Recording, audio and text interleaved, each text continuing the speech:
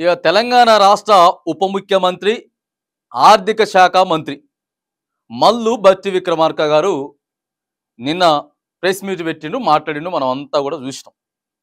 గురుకుల పాఠశాల, సమీకృత గురుకుల పాఠశాలను తీసుకొస్తా ఉన్నాం. ఒక 20 నియోజకవర్గాలు ఎంచుకున్నాం. ఆ నియోజకవర్గాలలో ప్రధానంగా కొడంగల్, అది ఎవరిది? కొడంగల్ ముఖ్యమంత్రి గారిది. ముఖ్యమంత్రి గారి నియోజకవర్గం కొడంగల్లు. తర్వాత ఇక ఉప ముఖ్యమంత్రి గారిది మదిర. సరే, ఈ రెండు నియోజకవర్గాలు ఎంచుకున్నాం. పైలట్ ప్రాజెక్ట్ కింద కడతా ఉన్నాం. సమీకృత భవనాలు అనమాట. ఇక అన్నీ కూడా ఒకే దగ్గర ఉంటుంది అనమాట. 10th, ఇంటరు, డిగ్రీ, ఆ తర్వాత ఆ పైన చదువులన్నీ కూడా ఒకే దగ్గర ఉంటాయి. బాగానే ఉంది, మంచి నిర్ణయమే. మరి దీనికి బడ్జెట్ కేటాయించిందా? బడ్జెట్ కేటాయిస్తే ఎంత కేటాయించిర్రు? ఈ నెల 11వ తారీఖున వాటన్నిటికి కూడా మేము శంకుస్థాపన చేయబోతా ఉన్నాం. శంకుస్థాపన చేయబోతున్నారు, మంచిదే. అంటే వచ్చే సంవత్సరం మళ్ళీ ఇదే దసరా వరకు కంప్లీట్ చేస్తామని చెప్తారు. మనందరికీ తెలుసు, ఇక ప్రభుత్వాలు వచ్చే దసరా అన్నదంటే ఆ తర్వాత దసరా కూడా అవ్వచ్చు. మళ్ళీ దానికి కేటాయించిన బడ్జెట్ అటు ఇటు అవుతుంది, ఇంకొక బడ్జెట్ పెంచవచ్చు. కాబట్టి ఓ 2 సంవత్సరాలు పట్టేటటువంటి ముచ్చట. రైట్, ఇదంతా బాగానే ఉంది, కట్టొద్దని చెప్పి మనం అంటలేం. సరే, కట్టుండి. కానీ ప్రస్తుతం తెలంగాణ రాష్ట్రంలో 622 గురుకులాలు ఉన్నాయి. ఈ ఎట్లున్నాయండి? 622 గురుకుల పాఠశాలలు ఎట్లున్నాయి? గత 6 నెలలుగా కూడా మనం ప్రతి ఒక్క ఏదో ఒక దగ్గర దాదాపుగా జనగాం, నల్గొండ, ఖమ్మం, ఇటు పోతే ముఖ్యమంత్రి గారి సొంత నియోజకవర్గం కొడంగల్లో కూడా ఆడపిల్లలందరూ కూడా చారు పెడతా ఉన్నారు. హాస్టల్లో అసలు చక్కగా పట్టించుకుంటలేరు. వస్తువులన్నీ దారుణంగా ఉన్నాయి, ఫ్యాన్లు తిరుగుతలేవు, పైన స్లాబుల పెచ్చులు మొత్తం కూడా ఊడి ఇక మీద పడతా ఉన్నాయి అని చెప్పిర్రు.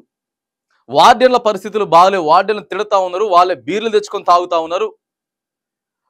వాళ్ళేమో సన్న బియ్యం తినుకుంటా, మంచి కూరలు తినుకుంటా మాకు దొడ్డి బియ్యం పెడతా ఉందని చెప్పి ఇలా వందల వేల కంప్లైంట్లు ప్రస్తుతం గురుకులాలలో ఉన్నాయి. మరి వాటిని ఎట్లా బాగు చేస్తారని ఫస్ట్ వాటిని చూడాలి కదా. కొత్తవి తెచ్చే ముచ్చట బాగానే ఉంటుంది. ఇప్పుడు ఉన్నటువంటి పరిస్థితి ఏంటిది? ఇగో పాములు వస్తూ ఉన్నాయి, జెర్రీలు వస్తూ ఉన్నాయి, ఆహారం అంతా కూడా కలుషితం అయిపోతా ఉన్నది. ఎంతోమంది ఆసుపత్రులలో పోయి ఆసుపత్రుల పాలైన విద్యార్థులంతా కూడా ఈ మధ్యకాలంలో అనేక మంది చనిపోయారు. కొందరు ఆడపిల్లలు అయితే ఆత్మహత్యలు చేసుకున్నారు. వీటి మీద ఏం రివ్యూ పెట్టిండ్రు? ఉన్నటువంటి బిల్డింగ్లు ఏమాత్రం చక్కగా చేస్తున్నారు? ఉన్నటువంటి మౌలిక వసతులను ఏమాత్రం ఇది చేస్తున్నారు? ఓ పిల్లలకి గురుకులాలలో 30-32 రూపాయలు ఇస్తా ఉన్నారు ప్రతి రోజుకి. అది సరిపోతుందా? అది సరిపోదు. వార్డెన్లేమో బిల్లులు రావట్లేదని చెప్తారు. ఇవన్నీ ఏమో పక్కగా పెట్టి ఓ సంవత్సరం 2 సంవత్సరాల తర్వాత కట్టబోయేటటువంటి గురుకుల పాఠశాలల గురించి వెళ్ళి ఇప్పుడు చెప్తే, మరి ఇప్పుడు ప్రజెంట్ చదువుకుంటున్న పిల్లలంతా ఓ 2-3 సంవత్సరాలు ఆగం అయిపోతున్నట్టేనా? మరి ఇప్పటికి ఇంకెన్ని సమస్యలు రావాలి 2-3 సంవత్సరాలల్లో?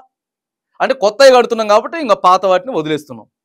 మరి ఈ పిల్లల భవిష్యత్తులు ఏంటి? 2-3 సంవత్సరాలు వాళ్ళ ఎంతమంది అయినా అస్వస్థతకు గురి కావచ్చా? ఎంతమంది అయినా సరే, మరి ఏంటి పరిస్థితి ఏంటి? ఏం జరుగుతూ ఉంది? ఏం ఆలోచన చేస్తూ ఉన్నారు? కొత్తవి సరే, పాత వాటి గురించి ఏం ఆలోచన చేస్తూ ఉన్నారు అనేది ప్రధానమైనటువంటి సమస్య. దీని మీద చెప్పండి రివ్యూ. ఉప ముఖ్యమంత్రి గారు దీని మీద చెప్పండి. ఇగో పాత వాటికి డైట్ ఛార్జీలు పెంచుతూ ఉన్నాం, ఇగో ఈ వస్తువులు చేస్తూ ఉన్నాం, స్ట్రిక్ట్గా ఇగో ఇవన్నీ కూడా రూల్స్ అండ్ రెగ్యులేషన్స్ పాటించమని చెప్తా ఉన్నాం, లేకపోతే వాటిని సస్పెండ్ చేసేస్తాం. ఇగో పిల్లలకి మెనూ ఇది మెయింటైన్ చేస్తూ ఉన్నామని చెప్పి రాబోయేటటువంటి 2 సంవత్సరాల లోపు ఈ ప్రణాళిక సిద్ధం చేసిన తర్వాత కదా మీరు వాటి గురించి మాట్లాడాలి. సమస్యలని అన్నింటినీ పక్కగా పెట్టేసుకొని ఇగో కొత్త వాటిని మేము కట్టేస్తున్నాం, చేసేస్తున్నాం అని అంటే ప్రస్తుతం ఉన్నటువంటి విద్యార్థులు 2 సంవత్సరాల భవిష్యత్తు ఆగమైపోయినట్టేనా? మళ్ళీ 2 సంవత్సరాలు అంటే ఇప్పుడు 1 సంవత్సరం అయింది, 3 సంవత్సరాలు మళ్ళీ అప్పటికి ఎన్నికలు దగ్గర పడ్డాయని చెప్తారు. దయచేసి ఉప ముఖ్యమంత్రి గారు మీరు ఆలోచన చేయాలి, ఆర్థిక శాఖ మంత్రి గారు మీరు ఆలోచన చేయాలి. ఎందుకంటే హాస్టల్స్ అన్నిటి కూడా 7% బడ్జెట్ పెట్టిర్రు. మరి భవనాలకు కూడా అందులోనైనా కొత్త కట్టబోయేటువంటి భవనాలు. ఇప్పుడు ఆ ఉన్నటువంటి డిజైన్ అయితే మామూలు కాదు, మస్తు పైసలు కావాలి. అంతా అది అవుతుందా లేకపోతే మళ్ళీ ఆగిపోద్దా అనేది తెలియదు.